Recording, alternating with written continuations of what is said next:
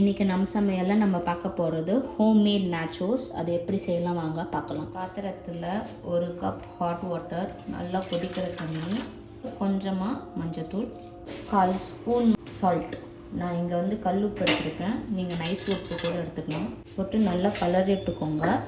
கல்லுப்பு நல்லா கரைஞ்சப்புறம் இங்கே 1 கப் எல்லோ கார்ன்ஃப்ளவர், கூட வந்து 1/4 cup 1 and 1/4 cup of cornflour yellow colour.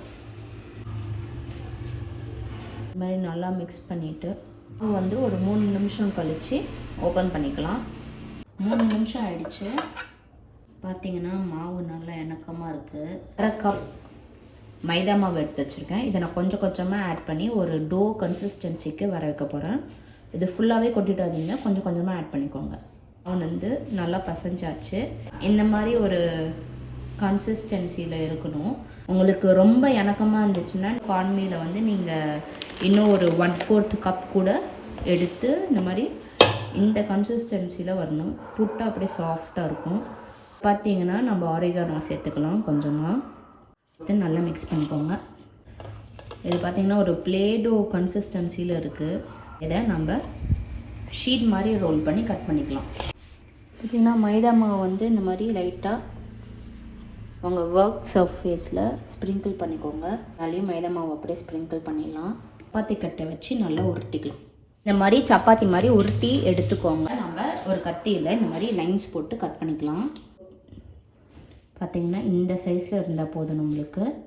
மாவு உங்களுக்கு ரொம்ப இணக்கமாக ரொம்ப தண்ணியாக போயிட்டு ஒட்டுற மாதிரி வந்துச்சுன்னா மைதா மாவு வந்து கொஞ்சம் நல்லா ஆட் பண்ணிக்கோங்க.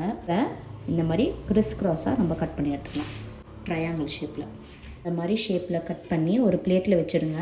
கட் பண்ணி எடுத்தப்புறம் கொஞ்சம் ஃபோக்கில் ஹோல்ஸ் கொஞ்சம் போட்டுக்கோங்க. ஏன்னா அப்போ வந்து பஃப் ஆகி வராது. நம்மளுக்கு கொஞ்சம் வந்து ஏர் வந்து கம்மி பண்ணி கொடுக்கும். டீப் ஃப்ரை பண்ணும்போது உப்பி வராமல் இருக்கும், இல்லைன்னா ஒரு மாதிரி உப்பி வந்துடும். இங்கே எண்ணெய் வந்து சூடு பண்ணிக்கோங்க. மீடியம் டு லோ ஃப்ளேமில் இருக்கட்டும். எண்ணெய் ரொம்ப ஹையில் இருக்கக்கூடாது. ஃப்ளேமை வந்து கொஞ்சம் மீடியம் ஃப்ளேமில் வச்சு இதெல்லாம் ஒவ்வொன்றா பிடிச்சி எடுத்துடும். ஃபுல்லாக டக்குன்னு போட்டுருங்க. இதில் நல்லா கலரி விட்டுக்கோங்க. ஸ்டார்டிங்கில் மீடியம் ஃப்ளேமில் வச்சு எல்லாம் கொஞ்சம் உங்களுக்கு எவ்வளோ அளவுக்கு பொரிக்க வேணுமோ அவ்வளோ போட்டுட்டு 2 மினிட்ஸ் மீடியம் ஃப்ளேம்லேயே இருக்கட்டும். பார்த்திங்கன்னா எதுவுமே வந்து ஒட்டாத மாதிரி வந்திருக்கு, நல்லா பொரிஞ்சிட்ருக்கு. இப்போ வந்து கொஞ்சம் ஹை பண்ணிடுங்க. மீடியம்லேருந்து ஹைக்குள்ளே நடுவில் வச்சு கொஞ்சம் நல்லா இது நல்லா திருப்பி போட்டு பொரிச்சு எடுத்துக்கலாம். ஒரு லைட் எல்லோவிஷ் கோல்டன் மாதிரி வரணும், அவ்வளோதான். ரொம்ப வந்து சவக்க விட்டுறாதீங்க. செஞ்சிடுச்சு. நான் இப்போ இதை எடுக்கலாம்.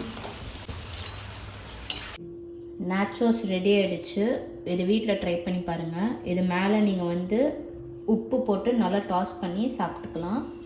இது வீட்டில் ட்ரை பண்ணி பார்த்துட்டு எப்படி இருக்குன்னு கமெண்ட்டில் சொல்லுங்கள். இன்னொரு ரெசிபியில் நம்ம சமையலில் பார்க்கலாம்.